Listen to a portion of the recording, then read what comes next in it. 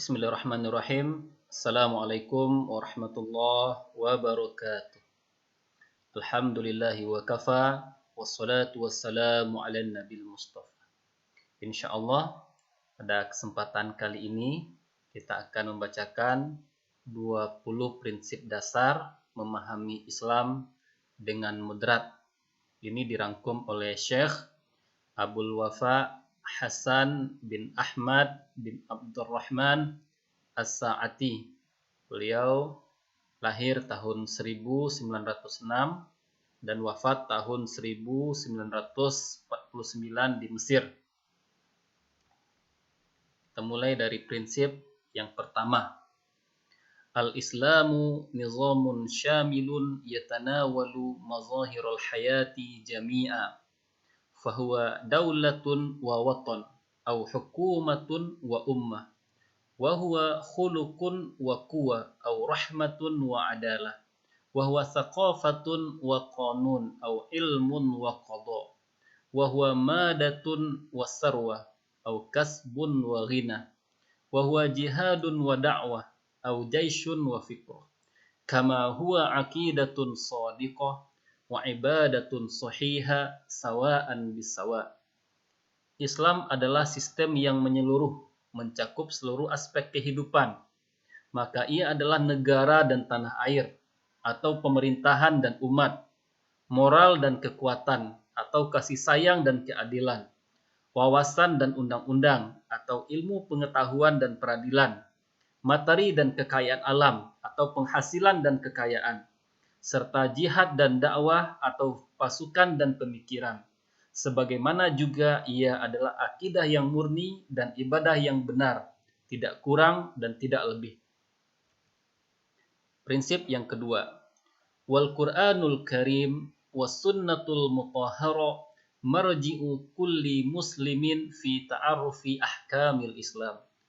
Wa yufhamul Qur'anu tabaqan liqawa'idil lughatil arabiyyati min ghairi takallufin wala ta'assuf. Wa yurja'u fi fahmi sunnatil mutahhara ila rijalil haditsis thiqat. Al-Qur'anul Karim dan sunnah yang suci adalah rujukan bagi setiap muslim dalam mengenali hukum-hukum Islam. Dan Al-Quran harus dipahami sesuai dengan kaidah-kaidah bahasa Arab tanpa takaluf atau memaknakan sesuatu ayat hingga melampaui arti yang sewajarnya dan tanpa ta'assuf atau serampangan. Sedangkan as-sunnah harus dipahami melalui para ahli hadis yang terpercaya. Prinsip yang ketiga, walil imanis shadiq wal ibadatis sahiha wal mujahada nurun wa halawatun yakdhifuhumallahu fi qalbi man yasha'u min ibadihi. Walakinnal ilhama wal khawatira wal kashafa wal ru'a laysat min adillatil ahkamis syar'iyyah wala tu'tabaru illa bi syarti adam istidamiha bi ahkamid dini wa nususi. Keimanan yang murni, ibadah yang benar, dan mujahadah, bersungguh-sungguh dalam beribadah, adalah memiliki cahaya dan kelezatan yang Allah curahkan kepada hati hamba-hambanya yang Dia kehendaki. Sementara ilham, lintasan pikiran, penemuan-penemuan ghaib atau al-kasyaf, dan mimpi, itu semua bukan termasuk sumber hukum syariat Islam. Maka semua itu tidak perlu diperhatikan kecuali bila tidak bertentangan dengan hukum-hukum agama dan teks-teksnya. Prinsip keempat, wat-tamaimu war-ruqa wal-wada'u wal-ma'rifatu wal-kahanatu wad-di'a'u ma'rifatil ghaib wa kullu ma kana min hadzal bab munkarun tajibu muharabatuhu illa ma kana ayatan min Qur'anin aw ruqyatan ma'sur. Jimat, jampi-jampi atau ruqyah, wada atau sejenis keong yang dikalungkan di leher anak sebagai jimat, kemudian romal atau meramal nasib dengan membuat garis di pasir, perdukunan, mengaku mengetahui hal-hal yang gaib dan semisalnya adalah kemungkaran yang wajib diberantas, kecuali jimat atau jampi-jampi yang berasal dari ayat Al-Quran atau jampi yang diriwayatkan dari Rasulullah SAW. Prinsip kelima, wa ra'yul imami wa naibihi fima la nassa fihi wa fima yahtamilu wujuhan idda wa fil masalihil mursala ma'mulun bihi ma lam yastadim biqa'idatin syar'iyyah wa qad yataghayyaru bihasabi dzuruf wal 'urf wal adat wal aslu fil ibadat at-ta'abbud dunal tifati ilal ma'ani wa fil adatil tifatu ilal asrari wal hikami wal maqasid. Pendapat imam atau pimpinan dan wakilnya tentang hal-hal yang tidak ada teks hukumnya, hal-hal yang mengandung beragam interpretasi, dan hal-hal yang membawa kemaslahatan umum atau al-maslahah mursalah harus diamalkan sepanjang tidak bertentangan dengan kaidah-kaidah syariat. Pendapat tersebut mungkin akan berubah sejalan dengan situasi, adat, atau tradisi. Pada dasarnya, ibadah adalah kepatuhan total tanpa mempertimbangkan makna-maknanya. Sedangkan adat istiadat, urusan selain ibadah ritual, haruslah mempertimbangkan berbagai rahasia, hikmah, dan tujuannya.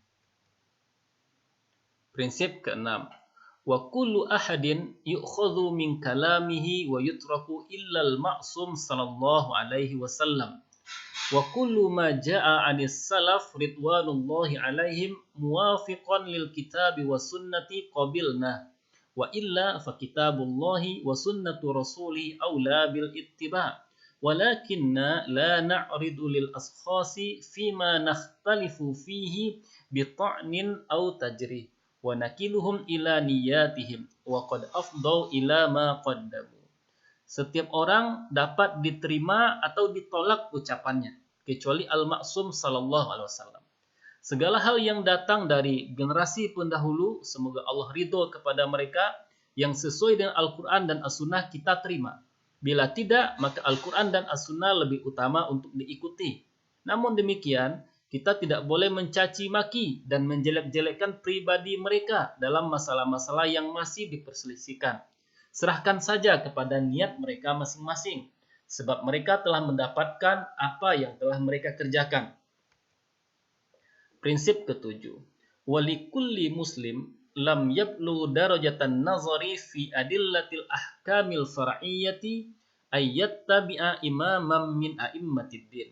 Wa yahsunu bihi ma'a hadzal ittiba'i ay yajtahida mastata'a fi ta'arrufi adillati imami wa ay yataqabbala kulla irsyadin mashubin bid dalil mata sahha indahu salahu man arsyadahu wa kifayatuh wa ay yastakmila nuqsahul ilmi in kana min ahlil ilmi hatta yablugha darajatan nazar.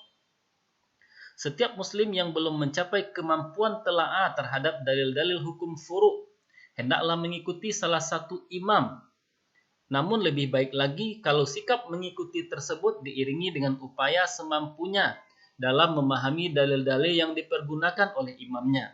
Dan hendaklah ia mau menerima setiap masukan yang disertai dalil, bila ia percaya kepada kesolehan dan kapasitas orang yang memberi masukan tersebut.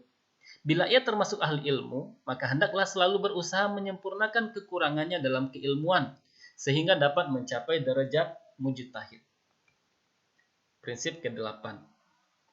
Wal khilaful fiqhiyyu fil furu' la yakunu sababan littafarruqi fid dini wa la yuaddi ila khusumatin aw baghdha wa likulli mujtahidin ajruh wa la mani'a min at-tahqiqil ilmiyyin nazi fi masailil khilafi fi dhillil hubbi fillahi wat ta'awuni 'alal wusuli ilal haqiqah min ghairi ayajurra dzalika ilal mira'il madmumi wat ta'assub.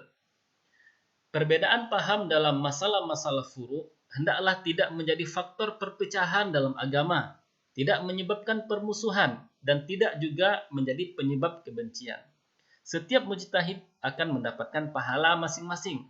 Tidak ada larangan melakukan studi ilmiah yang jujur dalam persoalan-persoalan khilafiyah, dalam suasana saling mencintai karena Allah dan tolong-menolong untuk mencapai kebenaran yang sebenarnya.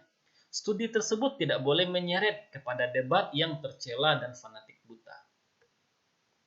Prinsip ke-9, wa kullu mas'alatin la yanbani 'alaiha 'amal fal khawdu fiha minat takallufil ladzi nuhina 'anhu syar'an wa min dzalik kasratu tafri'ati lil ahkamil lati lam taqa wal khawdu fi ma'anil ayatil qur'aniyyati allati lam yasil ilaiha al ilmu ba'd wal kalamu fil mufadalati bainal ashabi ridwanullahi 'alaihim wa ma syajara bainahum min khilaf walikulli minhum fadlu suhbatihi wa jaza'u niyatihi wa fit ta'awuli manduha.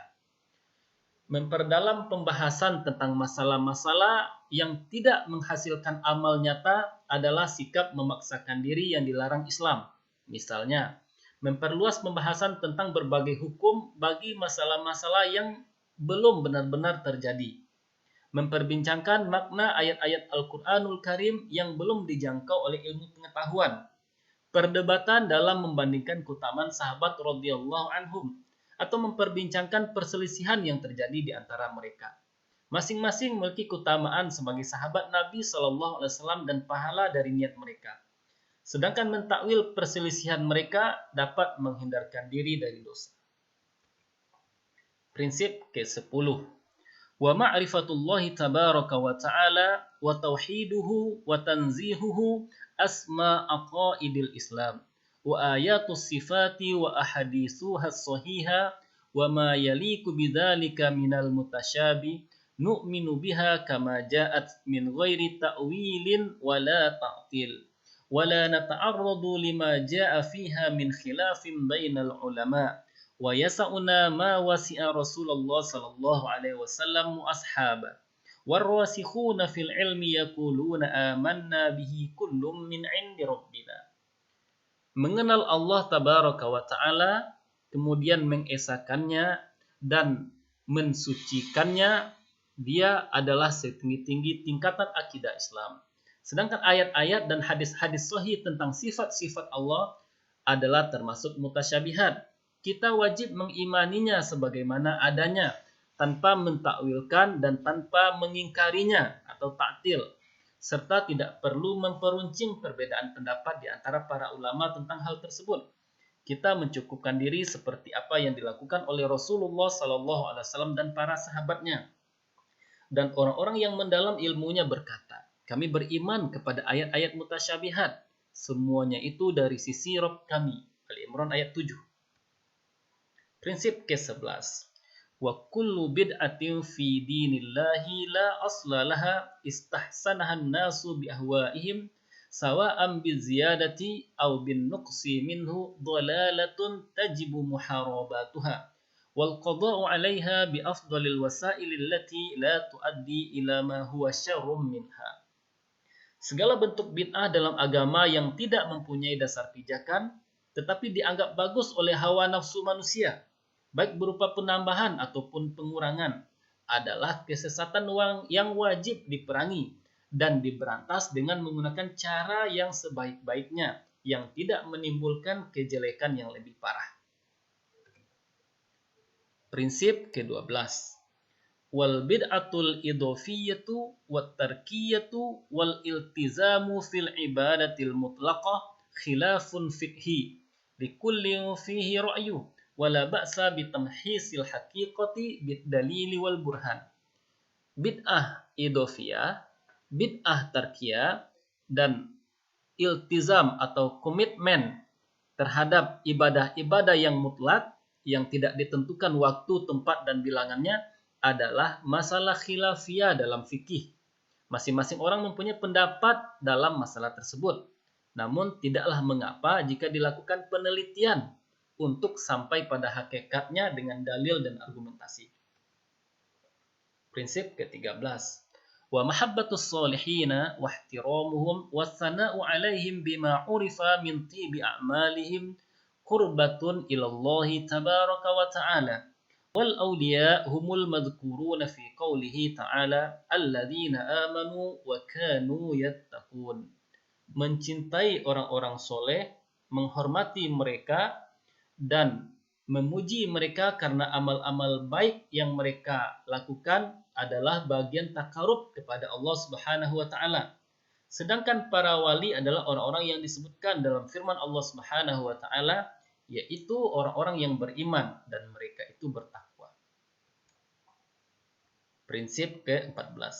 Wa ziyaratul kuburi ayyan kanat sunnatan masyru'atan bil kaifiyatil ma'surah.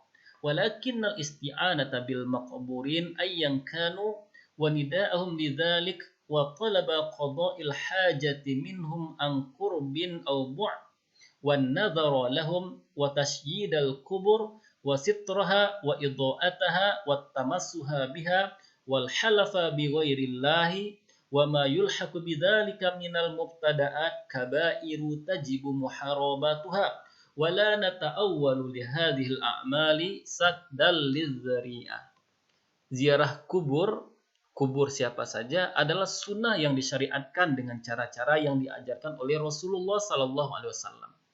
Akan tetapi meminta pertolongan kepada penghuni kubur siapapun mereka, berdoa kepadanya, memohon pemenuhan hajat dari dekat maupun dari jauh, bernazar untuknya, membangun kuburnya, menghiasinya, memberikannya penerangan, dan mengusap muka untuk mengalap berkah, juga bersumpah dengan selain Allah Subhanahu wa taala, dan segala bid'ah yang serupa dengannya adalah dosa besar yang wajib diperangi.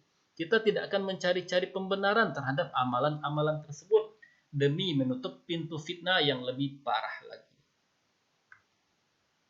Prinsip ke-15. Wa du'a'u idza qurina bitawassul ila Allah bi ahadin min khalqihi khilafun far'iyyu fi kaifiyatid du'a wa laysa min masailil aqidah. Berdoa kepada Allah disertai dengan tawasul dengan salah satu makhluknya adalah perbedaan dalam masalah furu' tentang tata cara berdoa, bukan termasuk masalah akidah. Prinsip ke-16. Wal urful khati la yughayyiru haqa'iqal alfadhis syar'iyyah bal yajibu ta'akkudu min hududil ma'anil maqsudi biha wal wuqufu 'indaha kama yajibul ihtirazu minal khida'il lafzi fi kulli nawahid dunya wad din fal ibratu bil musammayati la bil asma. Tradisi yang salah tidak dapat mengubah hakikat arti lafaz-lafaz dalam syariat. Kita harus mengkaji lafaz-lafaz syariat sesuai makna yang dikandungnya dan mencukupkan diri dengannya. Sebagaimana kita juga wajib berhati-hati terhadap berbagai istilah yang menipu dalam pembahasan masalah-masalah dunia dan agama. Ibrah atau yang dijadikan patokan adalah pada esensi di balik suatu nama, bukan pada nama itu sendiri. Prinsip ke-17. Wal aqidatu asasul amal wa amalul qalbi ahammu min amalil jariha wa tahsilul kamali fi kilaihima matlubun syar'an wa in ikhtalafat martabatat talab. Akidah adalah asas bagi amal atau aktivitas. Amal hati lebih penting daripada amal anggota badan. Namun upaya mencapai kesempurnaan pada kedua hal tersebut merupakan tuntutan syariat, meskipun kadar tuntutan masing-masing berbeda. Prinsip ke-18. Wal Islamu yuharrirul aql wa yahussu 'ala an-nazari fil kauni wa yarfa'u qadral ilmi wal ulama wa yurahibu bis salihin nafi'i min kulli syai'. Wal hikmatu dhalatul mu'min anna wajadaha fahuwa haqqun nasi biha. Islam membebaskan akal pikiran, menganjurkan untuk melakukan penelitian pada alam, mengangkat derajat ilmu dan para ulama, dan menyambut kehadiran segala sesuatu yang baik dan bermanfaat. Hikmah adalah barang hilang milik orang beriman. Dimanapun dia dapatkan, dia adalah orang yang paling berhak atasnya. Prinsip ke-19. Wa qad yatanawalu kullum minan nazari syar'i wan nazaril aqli ma la yadkhulu fi dairatil akhar walakinnahuma lan yakhtalifa fil qat'i falan tastadima haqiqatun ilmiyatun sahihatun biqa'idatin syar'iyyatin thabitah wa yu'awwalu dhanniyu minhuma liyattafiqa ma'al qat'i. Fa in kana dhanniyain fan nazar syar'i aula bil ittiba hatta yathbutal aqliyu aw yanhar. Pandangan syar'i dan pandangan logika memiliki wilayah sendiri-sendiri yang tidak dapat saling memasuki secara sempurna. Namun demikian, keduanya tidak akan pernah berbeda dalam hal-hal yang qat'i atau absolut. Hakikat ilmiah yang benar tidak mungkin bertentangan dengan kaidah syariat yang sahih. Sesuatu yang masih bersifat zonni harus ditafsiri agar sejalan dengan qat'i.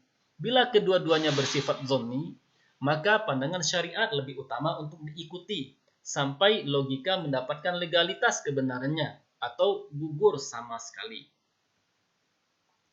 Prinsip ke-20. La nukaffiru musliman aqarra bisyahadatain wa amila bimuqtadahuma wa addal fara'idha bi ra'yin aw ma'siyatin illa in aqarra bi kalimatil kufr أو أنكر معلوما من الدين بالضرورة أو كذب صريح القرآن أو فسره على وجه لا تحتمله أساليب اللغة العربية بحال أو عمل عملا لا يحتمل تأويلا غير الكفر. Kita tidak mengkafirkan seorang muslim yang telah mengikrarkan dua kalimat syahadat, mengamalkan tuntutan-tuntutannya, dan melaksanakan kewajiban-kewajibannya, baik karena pendapatnya maupun kemaksiatannya, kecuali jika ia mengatakan kata-kata kufur atau mengingkari sesuatu yang telah diakui sebagai asas dari agama, atau mendustakan ayat-ayat Al-Quran yang sudah jelas maknanya, atau menafsirkannya dengan cara yang tidak sesuai dengan kaidah bahasa Arab, atau melakukan suatu perbuatan yang tidak mungkin diinterpretasikan kecuali kekufuran. Alhamdulillah, selesai kita membacakan 20 prinsip dasar memahami Islam secara moderat yang dirangkum oleh Syekh Abdul Wafa Hasan bin Ahmad bin Abdurrahman As-Sa'di. Kalau boleh disimpulkan seperti ini. Prinsip yang pertama tentang Islam, agama yang komprehensif. Prinsip yang kedua, referensi dalam memahami Islam. Prinsip yang ketiga, sumber-sumber yang tidak berasal dari dalil hukum. Prinsip yang keempat, kemungkaran yang harus diperangi. Prinsip yang kelima, kemaslahatan hamba yang original dalam berbagai urusan. Prinsip keenam, kecenderungan hati dan fanatisme terhadap seseorang. Prinsip ketujuh tentang ijtihad dan taklid. Prinsip kedelapan tentang sesuatu yang boleh dan tidak boleh diperdebatkan. Prinsip yang kesembilan, nilai waktu dalam ucapan yang benar dan pekerjaan yang bersih. Prinsip yang kesepuluh tentang kemuliaan akidah Islam. Prinsip ke-11 tentang bid'ah yang sesat. Yang ke-12 tentang bid'ah yang masih diperdebatkan hukumnya. Prinsip ke-13 tentang mencintai orang-orang soleh. Ke-14 tentang ziarah kubur, etika-etikanya. Kemudian yang ke-15 tentang tawasul kepada Allah dengan makhluknya.